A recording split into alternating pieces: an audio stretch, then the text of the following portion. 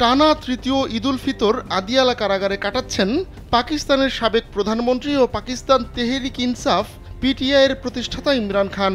কারাবন্দী থাকা অবস্থায় ঈদের নামাজ পড়তে পারেননি তিনি। নিরাপত্তার দোহাই দিয়ে তাকে ঈদের নামাজে অংশ নিতে দেওয়া হয়নি। জানা যায়, কারাগারের ভেতরে কেন্দ্রীয় মসজিদে ঈদের নামাজ অনুষ্ঠিত হলেও নিরাপত্তার কারণে ইমরান খান সেখানে যেতে পারেননি। তবে ইমরান খানকে নামাজ পড়তে না দেওয়া হলেও কারাগারের অন্য বন্দী ও কারা কর্মকর্তারা ঠিকই নামাজ আদায় করেছেন। ইমরান খানের স্ত্রী বুশরা বিবিও কারাবন্দী রয়েছেন। ঈদের নামাজের সময় তাকেও কারাকক্ষে থাকতে হয়েছে।